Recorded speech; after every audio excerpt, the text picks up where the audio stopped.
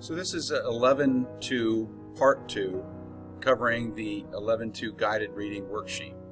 So this is where we ended, talking about the Indian Removal Act and the various tribes that were involved. Down here we see the 5 civilized tribes, 4 of them here, and then the Seminole. And then we pick up here on your worksheet with the Native American resistance. So the first answer should be Black Hawk. He led that force of Sauk and Fox people back to their homeland. So let's take a look. Here is Black Hawk. This is the way that he would have looked. And their homeland is Illinois. And that's what he's attempting to do. And sadly, though, what happens is the Sauk and Fox people are tracked down by the state militia, and many of them are killed and slaughtered. So many of them do not make it back. So they're trying to make it back to their homeland is Illinois, but they don't make it back. The reason why I have state militia boxed in is because Abraham Lincoln was part of this state militia during what would be known as the Black Hawk Wars of the 1830s. So he signed up numerous times, I believe 3 times, and trying to track down and chase down the returning Sauk and Fox Indians. Moving on to number 10, the missing one is the Seminole of Florida, were the only Native Americans who successfully resisted their removal. Their chief is Osceola, and he and his braves went on the warpath against the United States rather than leave Florida. They actually had 2 different wars. So if we look here, we can sort of see that. So Osceola, and he's pictured also in your textbook, they practiced guerrilla warfare. That is like hit and run attacks, ambushes, smaller numbers of forces attacking larger ones, knowledge of the geography and the land to basically use that as an advantage.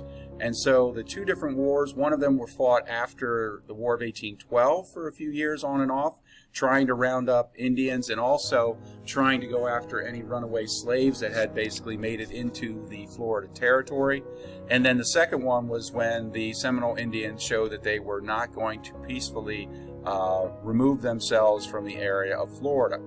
So Osceola again looks like that, but then this drawing is actually done while he is alive and in prison.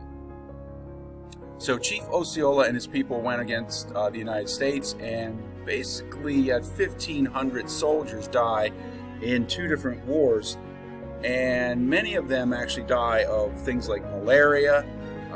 The idea that the southern Florida is not a great place to be, and the troops, of course, are going in and out of marshes and swamps and things like that. And the government eventually just gave up. They had spent anywhere between $40 and $60 million. Today that would be well north of $100 million, $200 million. And they just simply decided that a few hundred or maybe a few thousand Seminoles spread across the Florida area is not something worth spending more time and lives for. The last part here is 100 million acres are in exchange that the Indians lost during that time period. So this is part of the homework that was going to be assigned, and it deals with these trees. Now, it's not about the trees, it's about the name that's attributed to these trees, sometimes known as sequoias. Okay? So sequoias are also known as redwoods. They date back 400 or 500 years, maybe more. You can sort of see their immense size, and they're named for this gentleman, who was a Cherokee man that came up with a Cherokee alphabet, really a syllabary, meaning these different symbols stand for sounds. And yes, they do look like letters, but they're not. Some of them look like letters that we know, and then there's others that do not look like anything that we know. So what he did was he studied the Cherokee spoken language and then came up with symbols that stood for those sounds. And so redwoods are also sometimes known as sequoias. So we're going to end this here. This is the end of 11.2, Conflict over Land.